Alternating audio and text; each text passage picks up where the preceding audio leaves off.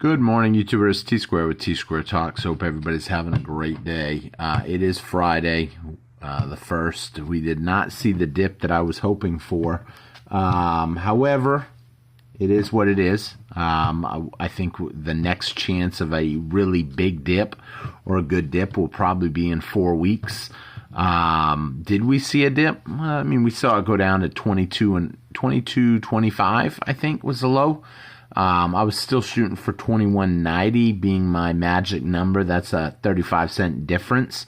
I actually had a friend of mine tease me about how I've missed opportunities for essentially pennies on the dollar, 35 cents to be exact, on an ounce of silver. However, I do pick up when I see opportunities. I want to be ready when a big opportunity comes. And if I see a sale or some coin comes out that I think, oh, hey, this is going to be a good opportunity, then I usually try to jump on it.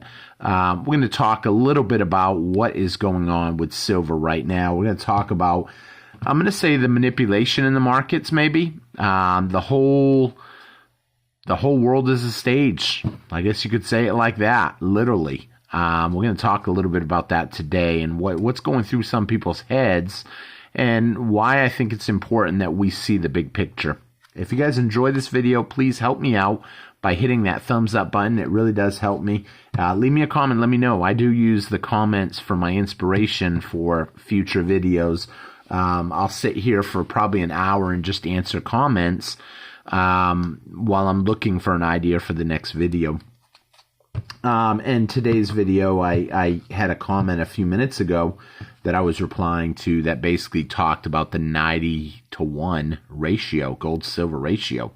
It's insane. It really is insane that you have the ability to buy 90 ounces of silver or 1 ounce of gold. However, with that being said, I can't dispute that gold has outperformed silver last year and for years. However, when you take out specific years, you see some drastic change where, you know, gold went up 5x and silver went up 10x, more than double. So when you see something like that, it's just insane. And that's the opportunity that I'm looking for. I believe that will eventually come, but it's not going to come overnight.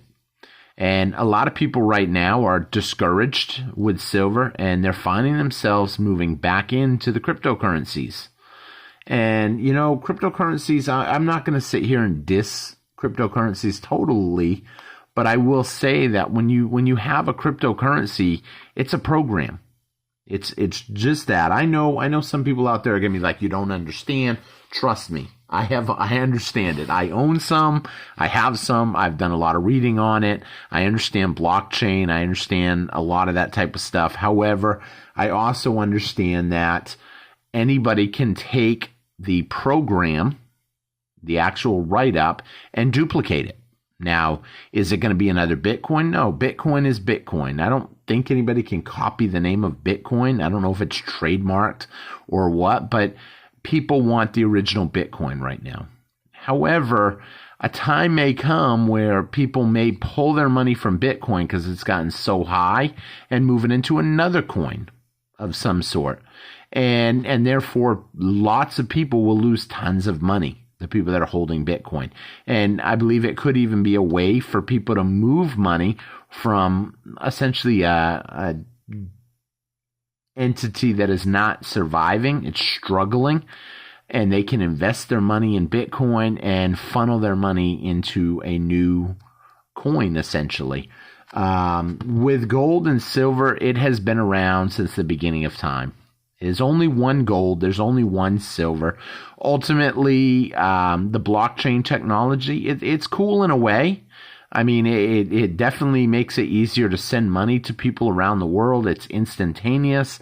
They can literally, you can send someone a Bitcoin today and they could be buying coffee with it shortly, in like 5 minutes.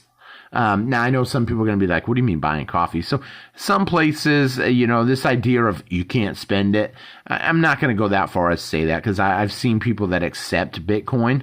They accept cryptocurrencies because they understand that cryptocurrencies has value. And really anything has value if the people say that it has value. Right now, the US dollar has value because essentially a lot of people say that the US dollar has value. And as long as they value it, they're willing to give their hard-earned labor. They're willing to give the goods that they produce for it. And therefore, it has value. And a lot of people, though, are moving away right now, unfortunately, from the dollar. And I say unfortunately because, there's going to be a lot of people in the United States that I believe when everything starts collapsing, they're going to be looking for a scapegoat. They're going to be wanting to blame something. With less than probably 2% of the U.S. buying silver or gold, I don't see silver and gold being the scapegoat. I see cryptocurrencies being the scapegoat. Now, I know a lot of people want to make the argument that you're religious, so you believe in the one world order, you believe in the potential currency one world currency that you can shut off at a flip of a switch. Well, you can't shut silver off at a flip of a switch. And that's true. You can't. With cryptocurrencies, you can. However, how far down the line is that? I've said from the get-go that, hey, Bitcoin or other cryptos has great technology behind it. However, what happens when someone makes up a new currency, a new crypto, and all of a sudden they say, you know what, we're going to back this to gold and silver. And the only way you're going to get some of this coin is if you send your gold or your silver into a centralized location, and every coin is backed by silver or gold. Now, that I actually do think will happen eventually. I think that will happen because it will instill a currency that people can flick a switch, turn off and on. And also, it will instill a certain amount of confidence into the sheep. And by sheep, I mean the people that really don't take the time to think ahead before they do dumb stuff. Now, would I be one of the people sending in some of my silver? I might send in some because I'd want to be right there on the front lines as it's changing. However, would I send it all in? Absolutely not. Because, ultimately, people are going to accept it.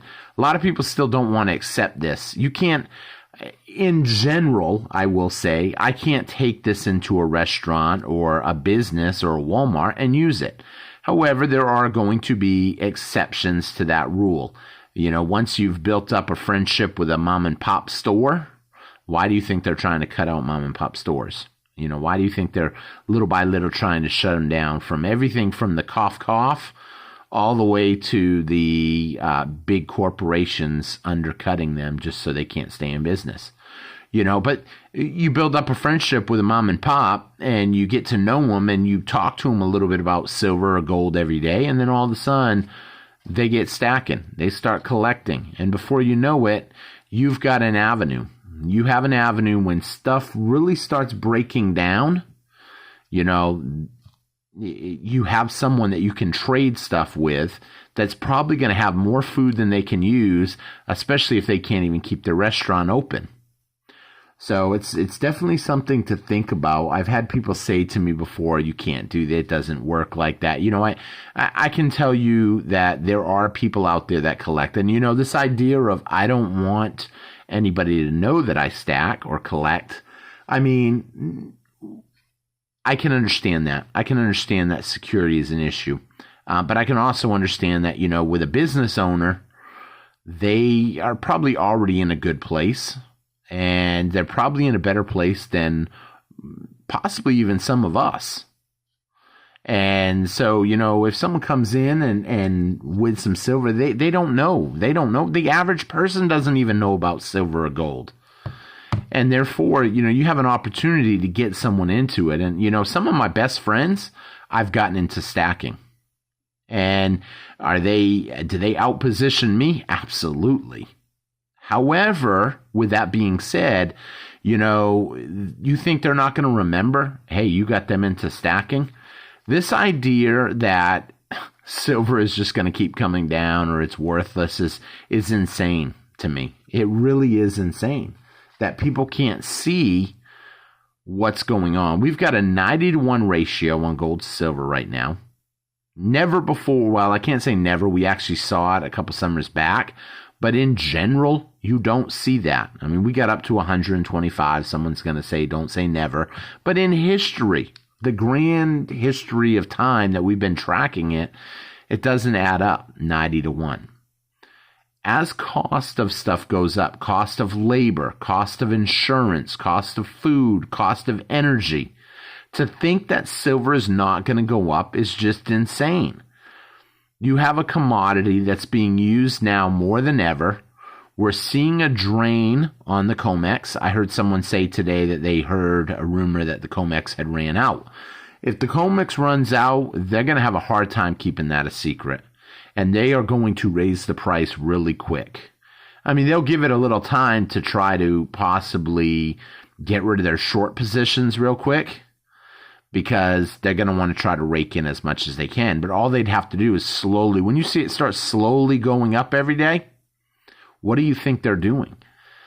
They're getting out the weak cans. If all of a sudden tomorrow silver jumped, you see a big spike and it jumps from 23, we'll say it's 2280, 2290 right now. Let's say it goes to 24. There'll be some people that will sell. Goes to 26. There'll be people that will sell. 27 sellers, 28 sellers. Why? Because those are weak cans. That could be them trying to rake it all in, knowing that the weak cans will get out for a few cents more. And I'll be honest, I'm guilty to a certain point of that. If I have an opportunity, we take this coin right here. Say I bought that and all of a sudden someone's like, oh, wow, I love that. I'll tell you what are you getting? You getting a Subway sandwich? Hey, I'll tell you what, I'll buy your sandwich and I'll give you your money back for the coin. I would be tempted to take it. Now, would I get rid of everything like that? No, but it makes sense in the short run because now I don't have to spend my fiat dollars on my Subway sandwich. I'm not saying I would get rid of my whole stack. Let's be clear on that. However, this idea makes sense. It really does. That weak hands are going to slowly filter out. So when it runs out, that's how they're going to get it. They're not going to give up theirs. They're a strong hand. The people that are organizing all this, the manipulations, the short positions, the huge COMEX, let's just say it, the London fix.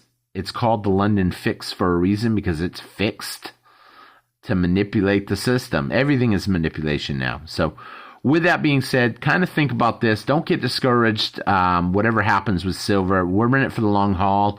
We're going to keep stacking. This is not hype to try to get people to buy more. You do what you want to do. Ultimately, this is just my opinion, not financial advice, nor should be considered as such. However, it's something to think about. So we'll see what happens as the week plays out. We got some important data coming out on Monday, and I'm kind of excited to see how that's going to play out too. So with that being said, thank you all for watching. Hope to see you again on T-Square Talk. Keep stacking, my friends. Leave me a comment. Let me know what you think about this video, and hit that